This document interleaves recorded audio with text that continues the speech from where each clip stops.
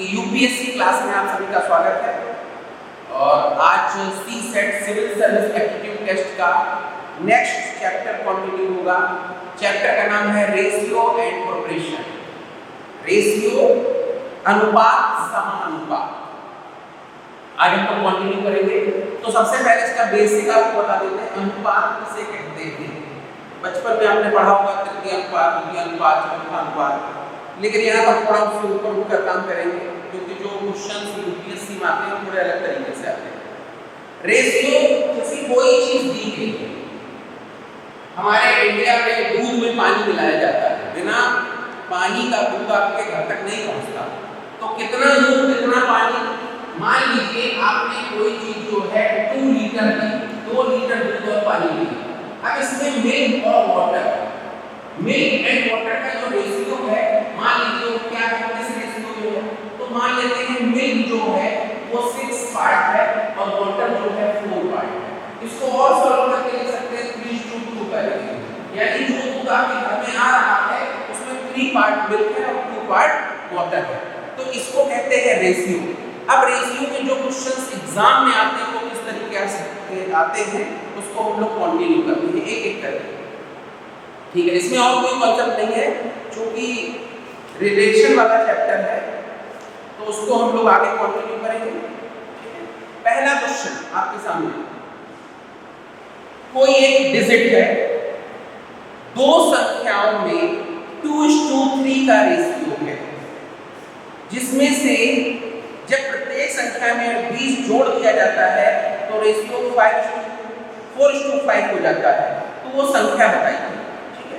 क्या जोड़ दिया जाता है? 20 जोड़ दिया जाता है। तो इसको कैसे करेंगे? सेकंडों में कोई डिजिट है जिसका रेशियो है 2:3, 2:3, और इसमें दोनों में 20 जोड़ दिया जाता है। 20 इधर भी जोड़ दिया जाता है और 20 जो है इधर भी ऐड कर दिया जाता है। तो नया रेशियो जो बनकर तैयार होता है वो 4:5 होता है, 4:5 होता है। तो आप ये देखिए 2:3 रेशियो है, तो ये तो 2 पार्ट हुआ, तो 2 पार्ट हो गए तो 4, 2 पार्ट हो गए तो 5, यानी 4 और 5। अब क्वेश्चन आपसे यहाँ पूछ रहा है वो संख्याएं क्या हैं। तो वो संख्याएं क्या हैं आप देखिए, 2 पार्ट दोनों में जोड़ा गया, 2 पार्ट इधर जोड़ा गया, 2 पार्ट इधर जोड़ा गया, यानी इनमें गैप कितने का है? 2 पार्ट। 2 पार्ट इक्वल टू 20, इसलिए 1 पार्ट इक्वल टू कितना होगा? 10। तो वो संख्याएं क्या होंगी? अगर एक पार्ट 2 के बराबर है तो पहले संख्याएं होंगी 20 और 30, 28, 30, और 20 होने के बाद हो जाएगी 40 एंड 50। ये आपका आंसर है, यानी वो संख्याएं 20 और 30 थी और जोड़ने के बाद कितना आ गया? जोड़ने के बाद आ गया 40 और 50। आगे कंटिन्यू करेंगे, बहुत आसान है। जो क्वेश्चन यूपीएससी में आते हैं वो किस तरह के आते हैं देखिए। ये मतलब एक एग्जांपल देके समझाएं। दूध और पानी के मिक्सचर में दूध पानी का रेशियो 5:1 है। मिल्क एंड वाटर का जो मिक्सचर है उसमें मिल्क और वाटर का रेशियो है 5:1। मिल्क एंड वाटर 5:1 का रेशियो है। 5 पार्ट दूध है और 1 पार्ट पानी है। क्वेश्चन कह रहा है कि 15 लीटर पानी मिला दिया जाता है, जब 15 लीटर इसमें हम मिल्क ऐड कर देते हैं तो रेशियो 5:2 हो जाता है। जब 15 लीटर हम इसमें वाटर ऐड कर देते हैं तो रेशियो हो जाता है 5:2, 5:2 ये रेशियो हो जाता है। तो प्रारंभ में मिक्सचर में कितना दूध था? दूध कितना है इसको देखिए सर, 15 लीटर यहाँ मैंने क्या मिलाया है? वाटर मिलाया है। इसमें कितने पार्ट का मिलाया है? 1 पार्ट। इसका मतलब 1 पार्ट बराबर 15 लीटर। ये 1 पार्ट 15 लीटर के बराबर है, क्योंकि जब 1 पार्ट में 15 लीटर पानी मिलाते हैं पार्ट तो पानी एक की जगह 2 हो जाता है, लेकिन 1 पार्ट इक्वल टू 15 लीटर, इसलिए क्या होगा? 5 part equal to 75 litre. 75 litre दूध था और 15 लीटर पानी था। 15 लीटर पानी मिलाने के बाद 30 लीटर पानी हो गया और दूध अभी भी कितना रहेगा? 75 लीटर। तो प्रारंभ में दूध कितना था? 75 लीटर। अब दूध कितना है? 75 लीटर। प्रारंभ में पानी कितना था? 50 लीटर। अब पानी कितना है 30 लीटर। ठीक है, सब कुछ आपके सामने है। पहले सॉल्यूशन कितना था 15, 75 + 15 = 90। अब कितना है 75 + 30 = कितना होगा 105। तो कुछ भी पूछा जाएगा आप कर सकते हैं। नेक्स्ट क्वेश्चन, अगला क्वेश्चन कंटिन्यू करेंगे। नेक्स्ट क्वेश्चन, 60 लीटर दूध और पानी के मिक्सचर में दूध पानी का रेशियो 4:1 है। 60 litre milk and water mixture में मिल्क और वाटर का रेशियो कितना है 4:1 है। 4:1 है। 60 लीटर हमारे पास सॉल्यूशन है जिसमें मिल्क और वाटर का रेशियो कितना है 5:1 है। अच्छा नहीं सॉरी 4:1। इसका मतलब ये हुआ 5 part is equal to 60 litre. तो 5 part is equal to 60 litre, इसलिए 1 part is equal to 12 litre. 12 litre क्या है हमारे पास वाटर है और 48 लीटर क्या है हमारे पास, आप करिएगा 48 लीटर क्या है हमारे पास दूध। यानी 60 लीटर सॉल्यूशन में 4:1 का रेशियो है मिल्क और वाटर का। इसका मतलब 48 लीटर हमारे पास क्या है दूध और 12 लीटर पानी। अब क्या कहा जाएगा समझो, इसमें कितना पानी मिला दें कि रेशियो 1:7 हो जाए। सर इसमें इतना पानी मिला दो कि रेशियो 1:7 हो जाए। अब इसको जरा समझने की कोशिश करिएगा। 1 पार्ट दूध चाहिए 7 पार्ट पानी चाहिए, तो हम पानी मिला सकते हैं, दूध निकाल नहीं सकते। सोच के देखो, मिल्क एंड वाटर का अगर मान लो सॉल्यूशन रखा है तो उसमें आप पानी डाल सकते हो, उसमें से दूध निकाल नहीं सकते। तो कैसे करेंगे इसको समझिए। सर 1 पार्ट को 48 लीटर के बराबर कर दीजिए। तो अगर 48 लीटर 1 पार्ट के बराबर होगा तो 7 पार्ट बराबर कितना हो जाएगा, चलिए सोच लीजिए। 48 का 7 टाइम्स तो 50 का 7 गुना होता है कितना 350। तो 350 में से 2 कम है तो 14 कम कर देंगे तो आ जाएगा 336 लीटर। 336 लीटर हमको सॉल्यूशन चाहिए। अब 336 लीटर में पानी चाहिए, इसमें से 12 लीटर पानी अवेलेबल है। इसका मतलब 324 लीटर पानी और ऐड करेंगे, यानी कि 324 लीटर पानी को डाल देंगे तो 4:1 का रेशियो 1:7 का हो जाएगा। इस क्वेश्चन को फिर समझ लो, बहुत अच्छा क्वेश्चन है, इंपॉर्टेंट है। क्वेश्चन कह रहा है कि 60 लीटर हमारे पास सॉल्यूशन है मिल्क एंड वाटर का, जिसमें वाटर है 1 पार्ट और मिल्क है 4 पार्ट। तो 60 लीटर बराबर 5 पार्ट है। तो 5 part is equal to 60 litre, इसलिए 1 part is equal to 12 litre. तो 12 लीटर जो है यहाँ पर हमारा वाटर है और 48 लीटर 4 पार्ट बराबर 48 लीटर हमारा मिल्क है। अब कह रहे हैं इसमें कितना पानी मिला दें कि रेशियो 1:7 हो जाए। तो हम दूध निकाल नहीं सकते, पानी डाल सकते हैं। तो दूध को हमने कितना मान लिया 48 लीटर, यानी 1 पार्ट इक्वल टू 48 लीटर, इसलिए 7 part equal to 336 litre. 336 litre में से 12 लीटर हमारे पास पहले से अवेलेबल है तो उसको कम कर देंगे, यानी 324 लीटर हम इसमें क्या करेंगे पानी को ऐड कर देंगे। तो जब इतना पानी डालेंगे तो ये हो जाएगा 1:7। नेक्स्ट क्वेश्चन कंटिन्यू करते हैं। 80 लीटर मिल्क एंड वाटर के रेशियो में मिल्क एंड वाटर का रेशियो 3:2 है। हमारे पास सॉल्यूशन है 80 लीटर। सेम क्वेश्चन पूरा समझिए।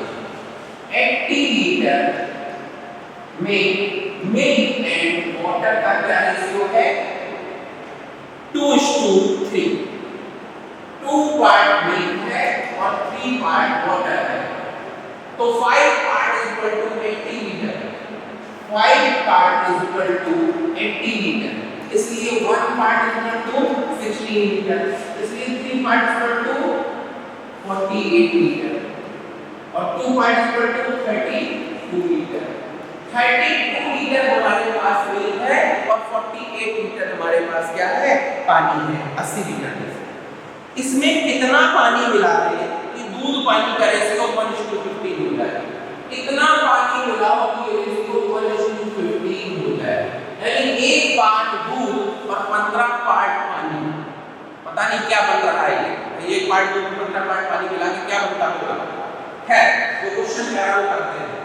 तो यानी 1 पार्ट जो है 32 लीटर के बराबर है, तो 15 पार्ट कितने के बराबर होगा, इसको कर लेंगे तो 320 और 160 कितने के बराबर होता है,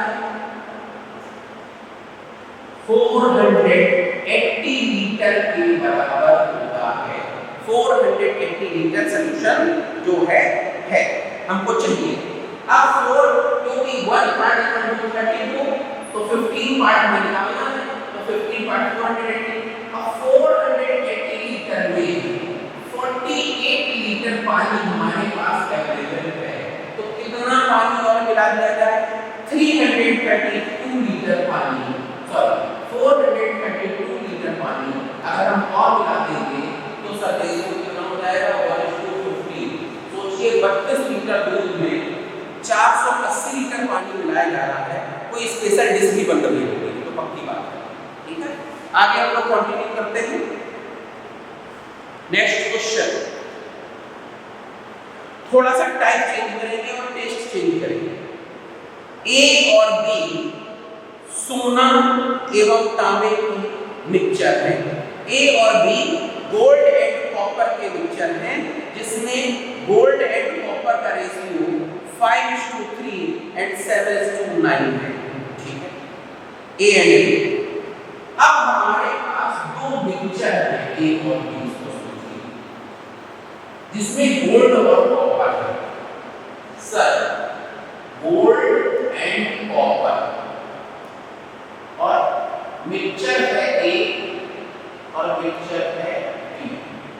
समझिएगा इस चीज को, गोल्ड और कॉपर का बड़ा साथ रहता है, बिना कॉपर के गोल्ड से किसी तरह का कोई भी प्रोडक्ट नहीं बन सकता, क्योंकि गोल्ड को कॉपर क्या देता है, स्ट्रेंथ देता है। और आपने सुना होगा गोल्ड जो है 24 कैरेट का आता है, 22 कैरेट का आता है, 20 कैरेट का आता है, और डायमंड ज्वेलरी जो होती है वो 18 कैरेट की होती है। तो जितना ज़्यादा कैरेट कम होता जाएगा, गोल्ड में कॉपर की अशुद्धि उतनी बढ़ती है। ठीक है, यानी उतना ज़्यादा वो इम्प्योर होगा। आगे बढ़ते हैं लोग। ए और बी सोने और तांबे के मिश्र धातु है, जिसमें गोल्ड और कॉपर का रेशियो 5:3 और 7:9 है। ठीक है, ए और बी की समान मात्रा को मिलाकर तीसरी धातु सी तैयार की जाती है। बहुत अच्छी बात है। इसमें सोना और कॉपर कितना निकाल लेते हैं। रेशियो है 5:3। पहला रेशियो है ए में 5:3 और बी में जो रेशियो है वो है 7:9। 7:9। तो सर 5 पार्ट गोल्ड है, 3 पार्ट कॉपर है, आउट ऑफ 8 कैसे, इसको करते हैं कैसे कोई आउट ऑफ 8। सर 5 और 3 8 में से 5 पार्ट गोल्ड और 8 में से 3 पार्ट कॉपर। और अगर हम 7 और 9 को लेंगे तो 16 में से 7 पार्ट गोल्ड और 16 में से 9 पार्ट कॉपर। अब क्वेश्चन क्या कह रहा है, इन दोनों की समान मात्रा को मिलाया जाता है, यानी इसको हम ले लेते हैं और इधर हम इसको ले लेते हैं समान मात्रा। तो गोल्ड गोल्ड लेते हैं, कॉपर कॉपर लेते हैं। तो जब सी बनाएंगे तो कैसे बनेगा, 5/8 प्लस 7/16 ये क्या होगा, इसको 3/8 प्लस 9/16 ये एक जगह हो गया। जब इसको हम सॉल्व करेंगे तो सर ये देखिए यहाँ 16 यहाँ 16 यहाँ 8 यहाँ 8, यानी इसको हम डबल कर देते हैं। यहाँ पे ऐसे में 16 तो ये हो जाएगा आपका 10 प्लस 7 is to 16, ये हो जाएगा 6 प्लस 9। तो जो रेशियो निकलेगा 16 और 16 सिग्निफिकेंट है, हटा दीजिए तो रेशियो निकलेगा 17:15। यानी कि जो तीसरी धातु हम लेंगे उसमें गोल्ड और कॉपर का रेशियो होगा 17:15। 17:15 के रेशियो में गोल्ड और कॉपर होगा। फिर समझिए एक बात, सर गोल्ड एंड कॉपर 5:3 का रेशियो 7:9 का रेशियो, गोल्ड को एक जगह ले लेंगे और कॉपर को एक जगह ले लेंगे, तो जो तीसरा धातु बनेगी, थर्ड मेटल जो बनेगा उसमें 17:15 का रेशियो होगा। आगे हम क्वांटिटी बनेगी। नेक्स्ट सेम क्वेश्चन इसी तरह का कुछ, इसमें क्वांटिटी निकालनी होगी। नेक्स्ट क्वेश्चन, एक मिश्र धातु 90 किलोग्राम और बी जो है 120 किलोग्राम है। Very good. यहाँ पर क्वांटिटी दी गई है कि ए 90 किलोग्राम है और बी 120 किलोग्राम है। इसमें इसको मिलाकर एक सी बनाई गई है। ए और बी में सोने तांबे का रेशियो 7:3 और 2:3। चलिए देखते हैं। सर गोल्ड एंड कॉपर और ए एंड बी, पहले का रेशियो दिया गया है 7:3, 7:3 आउट ऑफ 10। और ये चीज कितनी है, पहली जो क्वांटिटी दी गई है ये कितनी दी गई है 90 kg, ना into 90 kg। अब जरा देखिए दूसरी को कर लेते हैं, फिर नट्टा सॉल्व करेंगे। दूसरा क्या दिया गया है 2:3, दूसरा दिया गया है 2:3 आउट ऑफ 5, ये दिया गया है 120 kg, 120 kg। अब इसको सॉल्व करने के लिए तीसरी बनाई गई है सी। तो जब सी बनेगी तो कैसे बनेगी, ये अगर इसको सॉल्व करेंगे तो कितनी टाइम जाएगा 9, इसको करेंगे तो कितना जाएगा 9। तो ऊपर जो गोल्ड मिलेगा वो कितना मिलेगा, ऊपर गोल्ड कितना मिलेगा और नीचे गोल्ड कितना मिलेगा, ऊपर कॉपर कितना मिलेगा और नीचे कॉपर कितना मिलेगा। तो जब सबको हम सॉल्व करेंगे तो देखो कर लेते हैं कितना मिलेगा। 5 2 10, 5 4 20, 5 2 10, 5 4 20। ठीक, अब 7 into 9 63 plus 7 into 9 63 plus 48 gold हो गया और ये गोल्ड हो गया। कॉपर कितना हो गया 27 प्लस 48, ये क्या हो गया, माफ करिए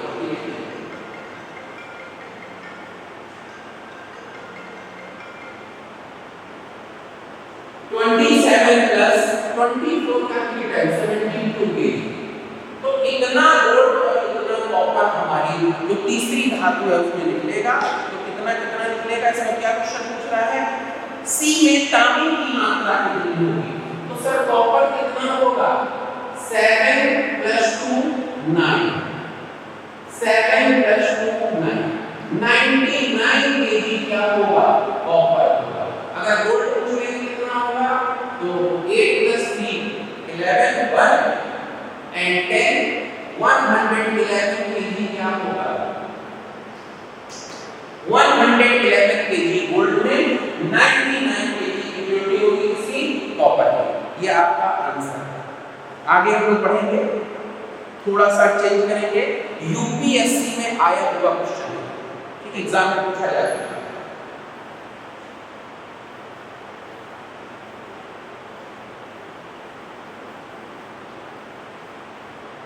देखिए, दो व्यक्तियों की इनकम में 5:6 का रेशियो है।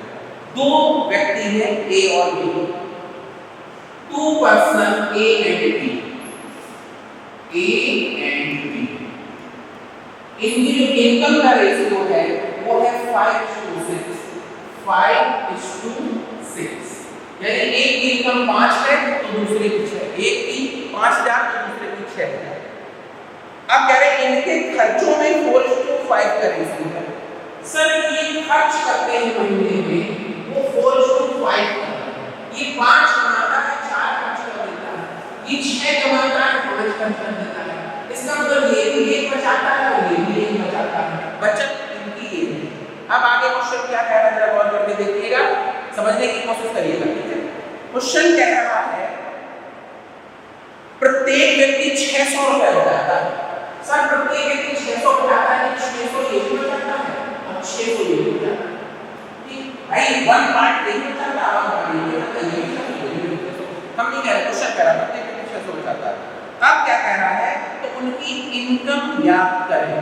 तो सर वन पार्ट अगर 600 के बराबर है तो 6 पार्ट 3600 के बराबर होगा और 5 पार्ट कितने के बराबर होगा, 3000 के बराबर होगा। इसका मतलब मिस्टर ए कितना कमाते हैं, 3000। मिस्टर बी कितना कमाते हैं, 3600। मिस्टर ए कितना खर्च करते हैं, 2400 और मिस्टर बी कितना खर्च करते हैं, 3000। तो मिस्टर बी 3600 कमाते हैं और 3600 कमाते हैं और 1300 खर्च करते हैं और ये 1300 कमाते हैं और 2400 खर्च करते हैं। इट मींस उनकी दोनों की बचत कितनी होगी, 600 होगी। This is your absolute answer. आगे बढ़ते हैं हम लोग। नेक्स्ट क्वेश्चन इज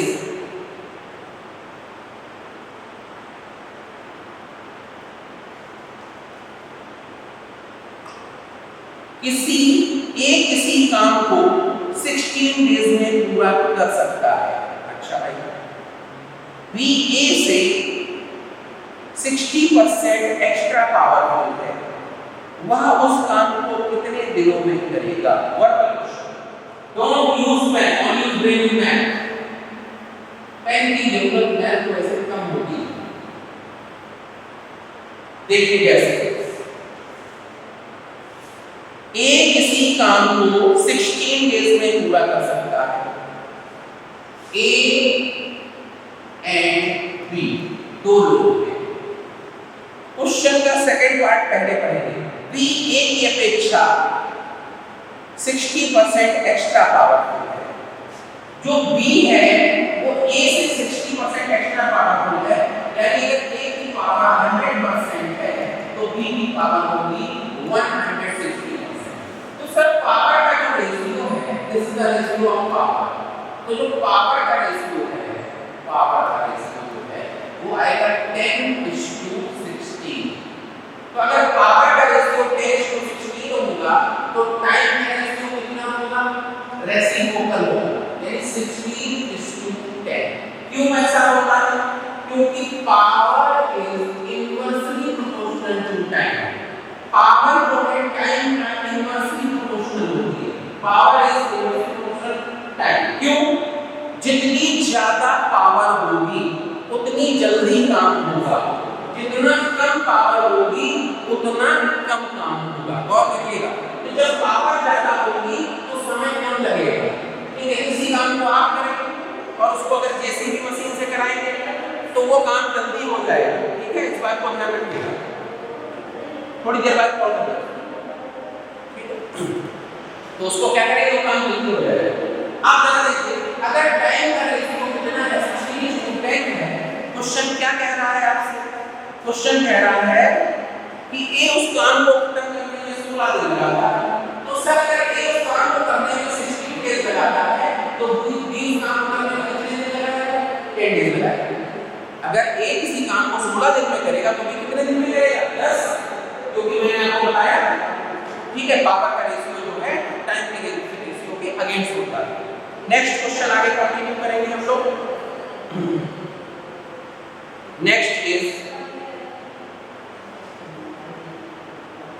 ₹1.50 और 25 पैसे सिक्कों के रूप में 180 रुपए एक बर्तन में 2:3:4 के रेशियो में रखे हैं। 50 पैसे के सिक्कों की संख्या कितनी है। चलो देखो क्वेश्चन, ये बहुत अच्छे क्वेश्चन होते हैं, एग्जाम में जरूर आते हैं। सर ₹1.50 और 25 पैसे सिक्कों के रूप में 180 रुपीज 2:3:4 के रेशियो में रखें। अच्छा जी, सबसे पहले के सिक्के कितने हैं, 1 रुपीस, 50 पैसा और 25 पैसा। ये सिक्कों के रूप में इसी बैग में रखे हुए हैं, जिनका रेशियो दिया गया है 2:3:4। 2:3:4। तो अगर 1 रुपए के 2 सिक्के होंगे, एक डिनोमिनेशन बनाएंगे। एक डिनोमिनेशन कितने का बनेगा, 1 रुपए के 2 सिक्के 2, ₹1.5 और 25 पैसे के 4 सिक्के ₹1। तो एक डिनोमिनेशन कितने का बनेगा 2 + 1 3 + 1 4.5। तो एक डिनोमिनेशन जो है वन डिनोमिनेशन 4.5 का बनेगा। तो 180 रुपीस में कितने डिनोमिनेशन बनेंगे 4.5 के हिसाब से। तो अगर इसको हम सॉल्व करेंगे 0.5 तो ये आएगा 40 डिनोमिनेशन।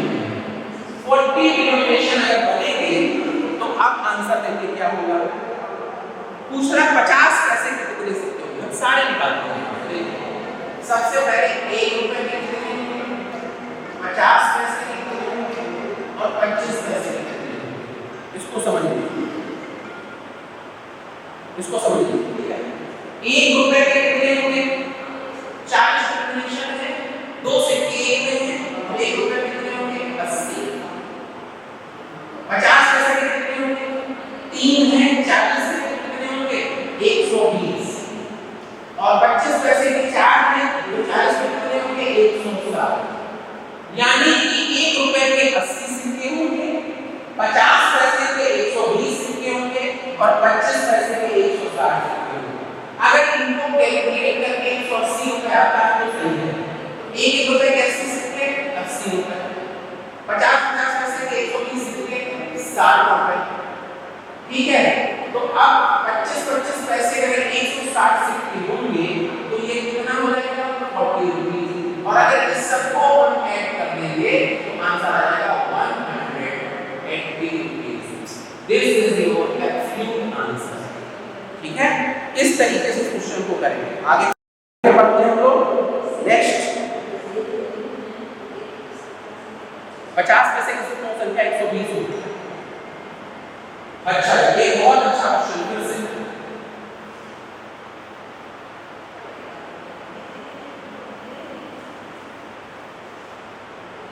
देखिए, एक व्यक्ति के पास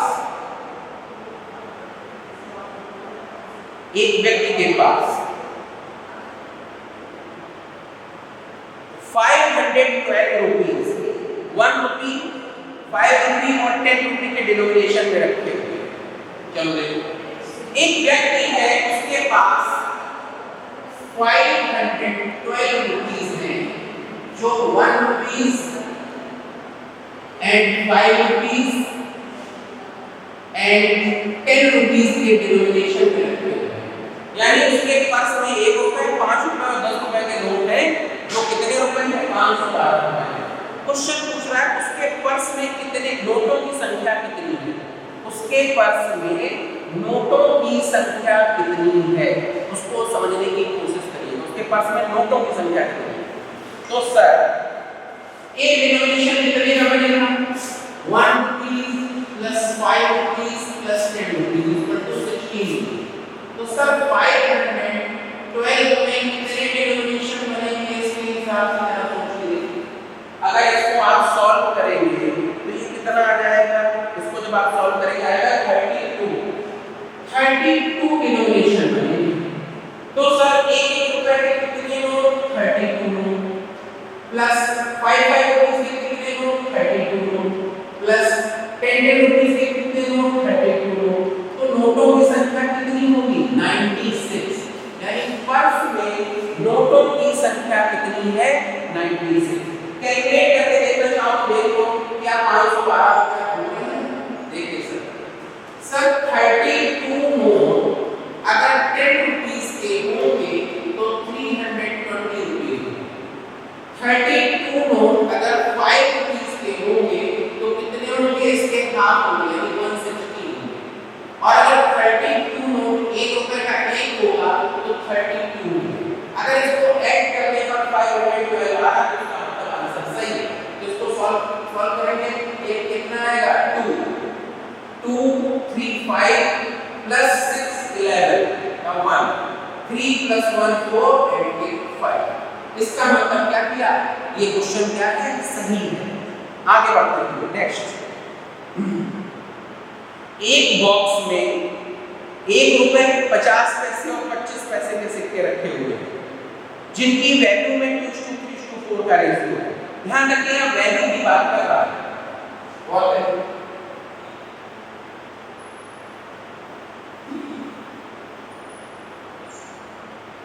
एक बॉक्स है सर, बॉक्स में कुछ सिक्के रखे हुए हैं, 1 रुपए 50 पैसे और 25 पैसे के सिक्के हैं। बॉक्स में 1 रुपए 50 पैसे और 25 पैसे के सिक्के रखे हुए हैं, जिनकी वैल्यू का रेशियो है 2:3:4। यहाँ ध्यान रखिए वैल्यू का रेशियो 2:3:4। तो जरा गौर करो, अगर हमें 2 रुपए चाहिए और 1 रुपए के फॉर्म में चाहिए तो कितने होंगे? 2 सिक्के चाहिए। और अगर हमको 3 रुपए चाहिए 50 पैसे के फॉर्म में कितने सिक्के चाहिए? 6। और हमको 4 रुपए चाहिए 25 पैसे के फॉर्म में तो कितने चाहिए? 60। तो अगर इसको हम सॉल्व करेंगे तो एक डिनोमिनेशन कितने सिक्कों का बनेगा? 16 + 6 22 + 2 24। 24 सिक्के तुम्हें निकल के आएंगे एक डिनोमिनेशन में। आगे हम लोग पढ़ते हैं। क्वेश्चन कह रहा है कि सिक्कों की संख्या 960 हो तो प्रत्येक प्रकार के सिक्कों की संख्या बताइए। तो सर 960 हमारे पास कॉइन्स है और एक जो डिनोमिनेशन बना है कॉइन का वो बना है 24 का। तो जब हम इसको सॉल्व करेंगे तो आएगा 40 डिनोमिनेशन। अब जरा देखिए सर 2 सिक्के हैं 1 रुपए, एक डिनोमिनेशन में 2, तो 40 डिनोमिनेशन में कितने होंगे? 80 सिक्के होंगे। 50 पैसे के कितने सिक्के हैं? 6। तो अगर 6 सिक्के 50 पैसे के हैं तो 40 डिनोमिनेशन में कितने होंगे? 6 × 4 24। 240 सिक्के होंगे 50 पैसे। कितने होंगे? 240 सिक्के होंगे। यानी कि 1 रुपए के कितने सिक्के होंगे? 80। 50 पैसे के होंगे 240 और 25 पैसे के कितने सिक्के होंगे? 60 × 4 640 सिक्के। यानी 25 पैसे के सिक्के कितने होंगे? 80 रुपए कहां से आएंगे? 40 × 2 80, 6 × 40 240 and 16 × 40 640।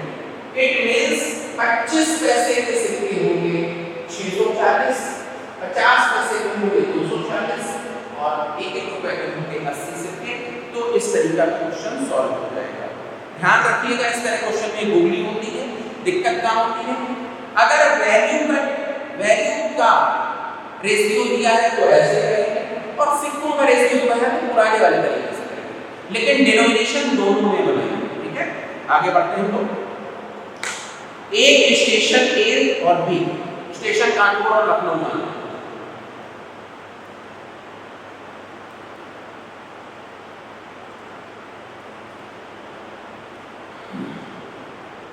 एक स्टेशन है लखनऊ, एक है Kanpur. First class, second class और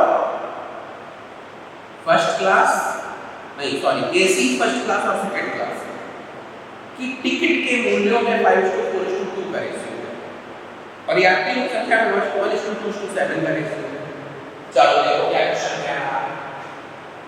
सर लखनऊ कानपुर के बीच में ट्रेनें चलती हैं। आजकल कोविड हो गया इसलिए लोग ट्रेनों में जाना कम पसंद कर रहे हैं। ठीक है, ट्रेन भी कम चल रही है, नहीं तो हमारे देश की लाइफ लाइन है ट्रेन, सबसे पहली पसंद है लोगों की ट्रेन। चलो देखो बहुत लोगों को प्लेन फोबिया होता है, वो प्लेन से जाते नहीं, वो भी ट्रेन से जाते हैं। ऐसा होने के बावजूद सर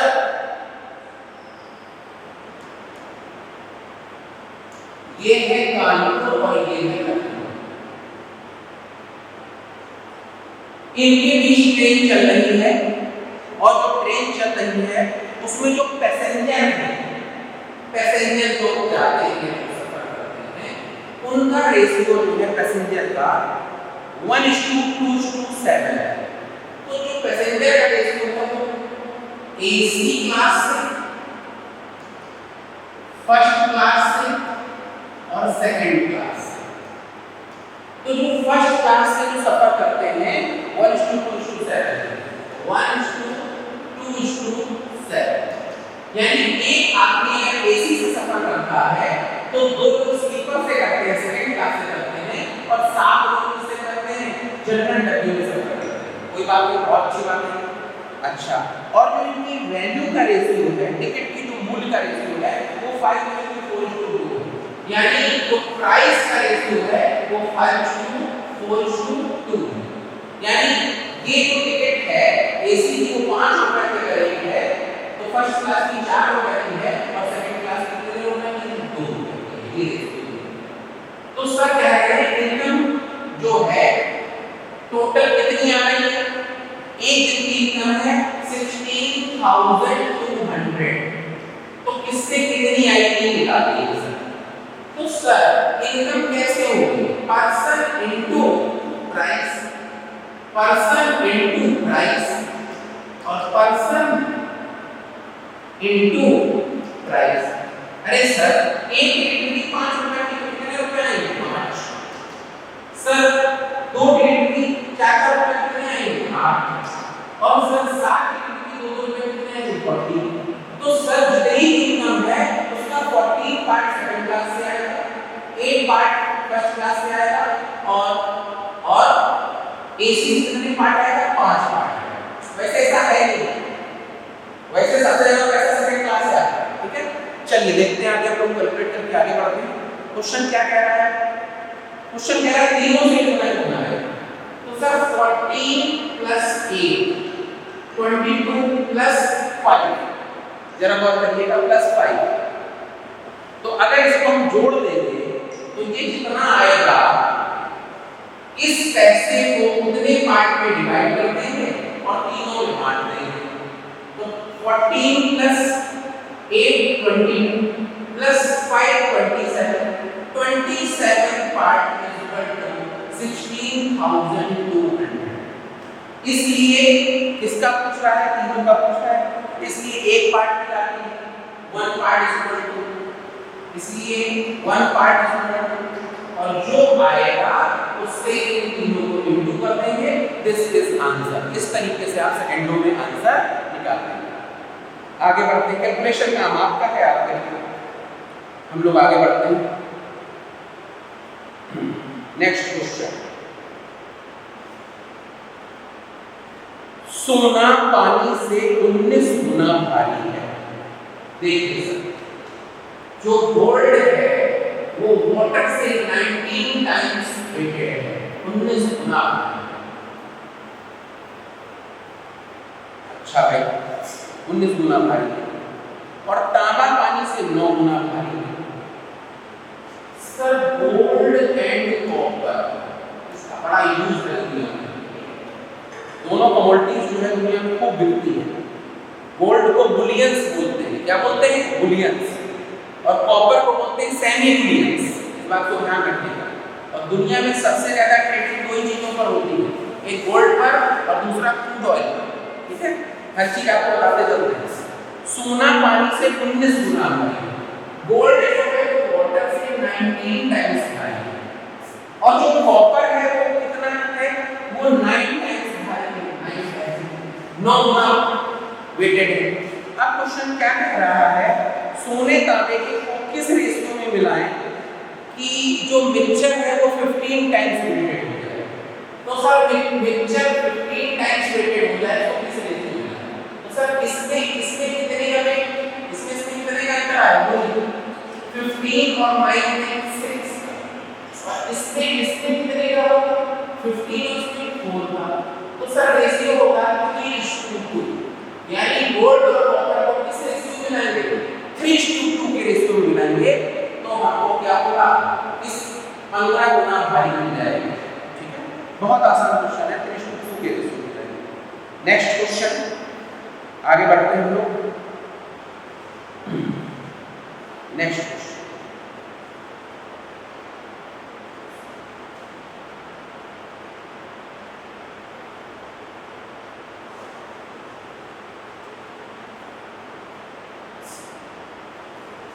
तीन समान आकार के ग्लास में दूध और पानी का मिक्सचर भरा हुआ है। चलिए क्या होगा? 3 ग्लास बनाना है, ग्लास 1,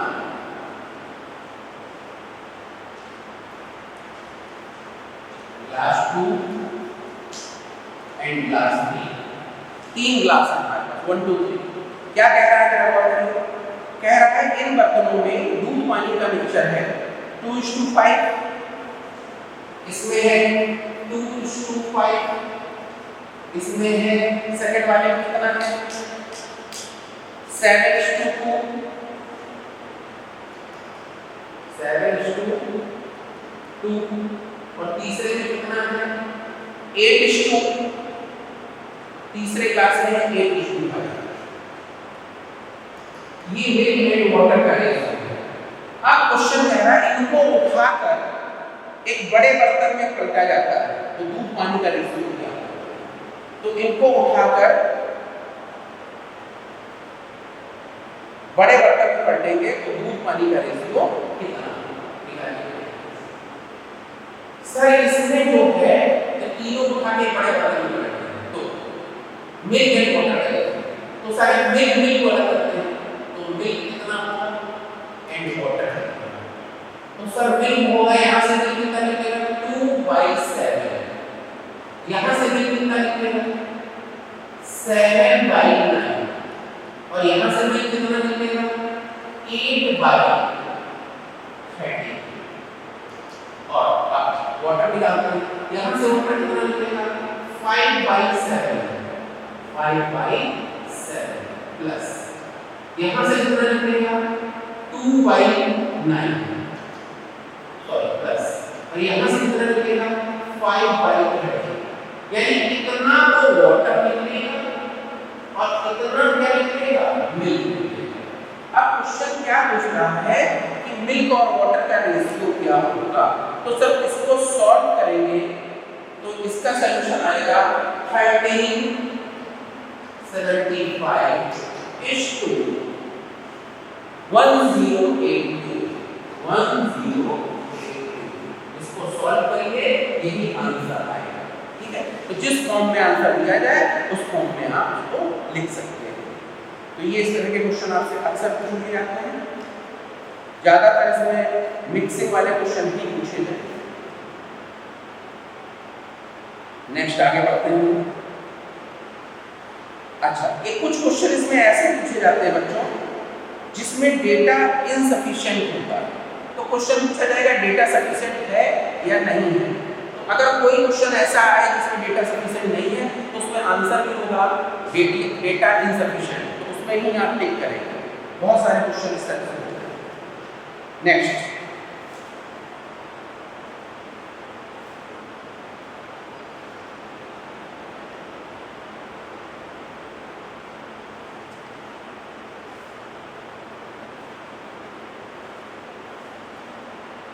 नेक्स्ट चैप्टर हेडिंग डालेंगे एवरेज। देखिए एवरेज किसे कहते हैं।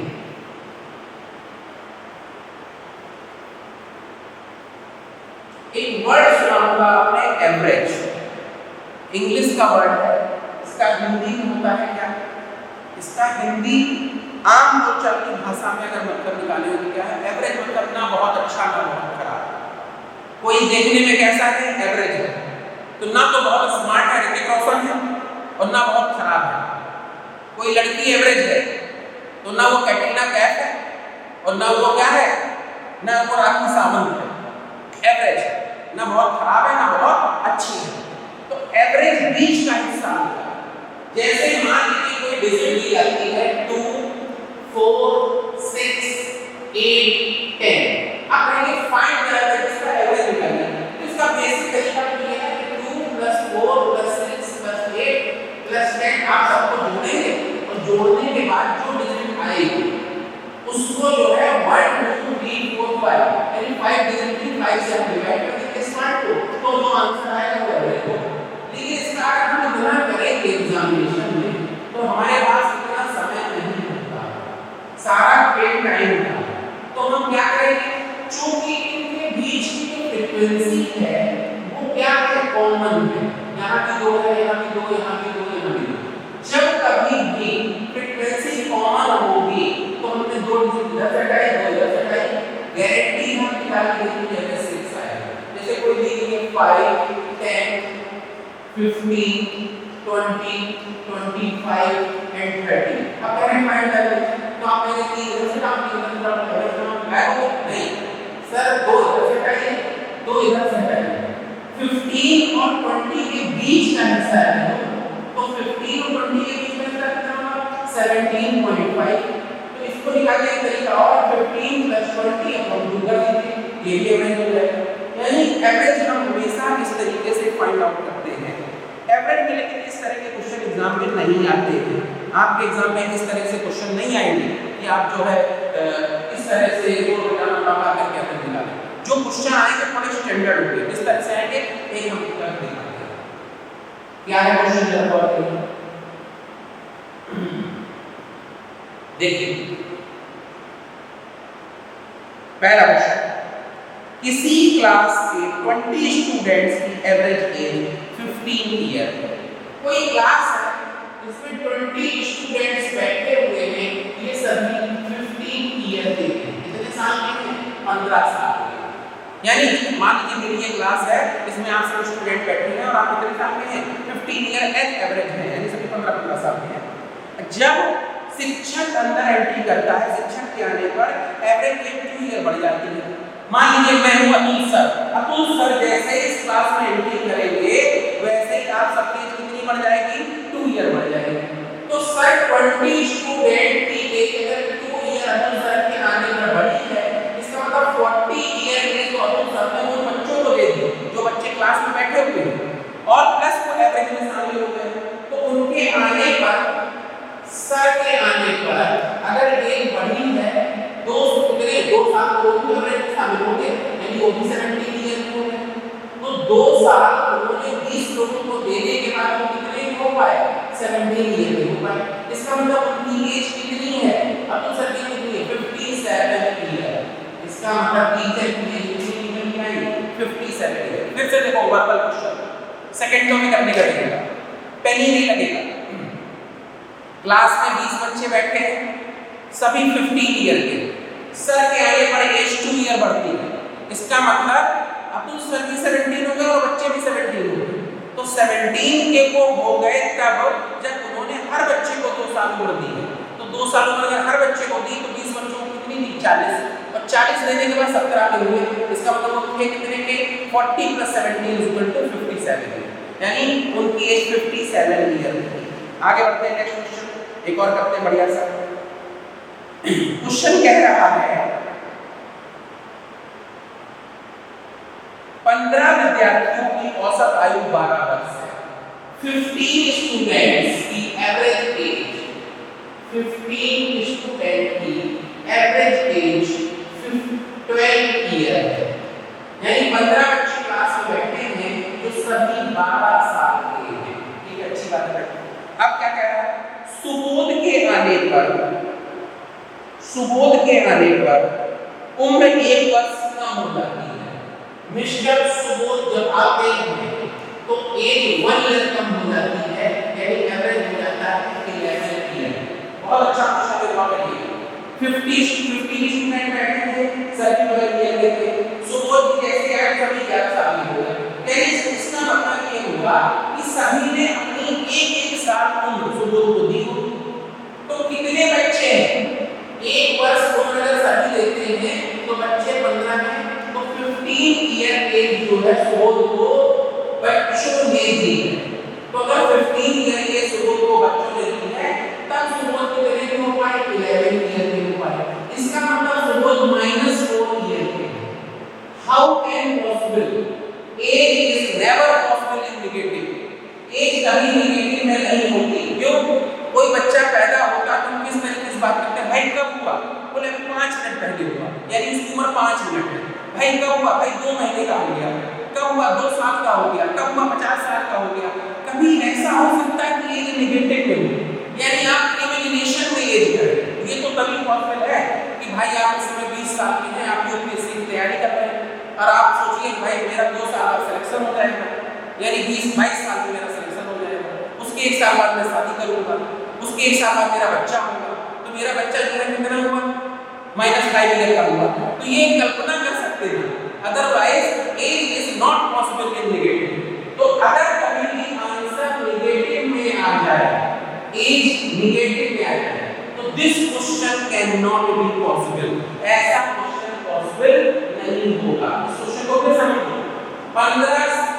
स्टूडेंट बैठे हैं क्लास में, सभी 12-12 साल के। अच्छी बात है। सुबोध जैसे आया सब 11-11 लोग हैं। इसका मतलब इन 15 लोगों ने एक साल उम्र उसको दे दी सुबोध। तब सुबोध कितने को पढ़े एवरेज में शामिल होंगे 11। इसका मतलब सुबोध -4 ले रहे हैं, यानी कि किसी के इमेजिनेशन में। तो this question can not be possible. ऐसा क्वेश्चन पॉसिबल नहीं होगा क्योंकि एज कभी भी माइनस में नहीं होगी। ध्यान रखिएगा इस बात का। अगला क्वेश्चन नेक्स्ट। किसी ग्रुप के 9 सदस्यों की औसत आयु, किसी ग्रुप के 9 सदस्यों की औसत आयु आज भी वही है जो 3 साल पहले थी। ठीक है, ऐसा पॉसिबल है। जैसे मान लीजिए कोई ग्रुप है, मान लीजिए हम इस क्लास में 10, 15, 20 लोग बैठे हैं, कोई 5 साल का, कोई 10 साल का, कोई 20 साल का, कोई 25 साल का। आज से 3 साल पहले और 3 साल बाद क्या हुआ होगा जरा बताइए। आज मेरी एज 42 ईयर है, मैं अपनी बता रहा हूँ। 3 साल पहले मैं 39 ईयर का था। मेरे पिता आज मान लो 60 साल के हैं, तो 3 साल पहले 57 साल के थे। माँ अगर आज 55 साल की है तो 3 साल पहले कितने की थी? 52 की थी। ऐसा नहीं हो सकता कि 3 साल में एज ना बढ़े, लेकिन ऐसा क्यों हो रहा है जरा बताइए। एक ओल्ड पर्सन रिटायर हो रहा है, उसकी जगह न्यू पर्सन आ रहा है। तो ओल्ड पर्सन रिटायर हो रहा है, न्यू पर्सन आ रहा है, तो ओल्ड पर्सन न्यू पर्सन से कितना बड़ा है या न्यू पर्सन ओल्ड पर्सन से कितना छोटा है? क्यों? क्योंकि 9 सदस्यों की एवरेज एज 3 साल पहले आज भी वही थी, 3 साल पहले वही थी आज है, यानी 27 ईयर एज को कंज्यूम कर रहा है कौन? नए और पुराने का अंतर। इस बात को ध्यान रखिएगा, यानी 27 ईयर का अंतर है नए में और पुराने में। इस बात को ध्यान रखिए, ठीक है? ठीक, इसको ध्यान रखिएगा।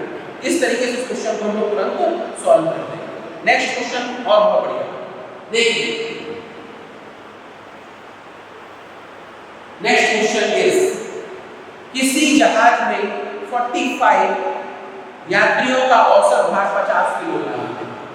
कोई प्लेन है जिसमें 45 पैसेंजर्स बैठे हुए हैं, जो सभी एवरेज 50 kg के हैं, यानी सभी 50 किलो के। ठीक है, अब क्या कह रहा है, जब क्रू मेंबर्स 5 आते हैं तो क्या होता है? एवरेज वेट 1/2 kg कम हो जाता है, यानी 5 क्रू मेंबर्स के आने पर एवरेज वेट क्या हो जाता है? 1/2 kg कम हो जाता है, यानी 49.5 kg रह जाता है। तो 5 लोग के आने पर कितना वजन हो गया? 50.5 किलो। इसका मतलब 1/2 किलो वेट कम हुआ है कितने लोगों का?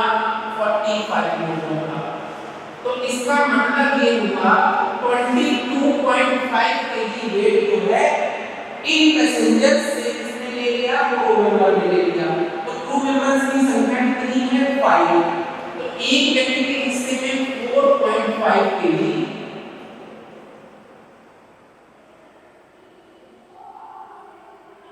सॉरी, कुछ प्रॉब्लम हुई है, माफ करिएगा, excuse me. Thank you for this class. कुछ प्रॉब्लम हुई है, उसकी वजह से इसको बंद करना पड़ा।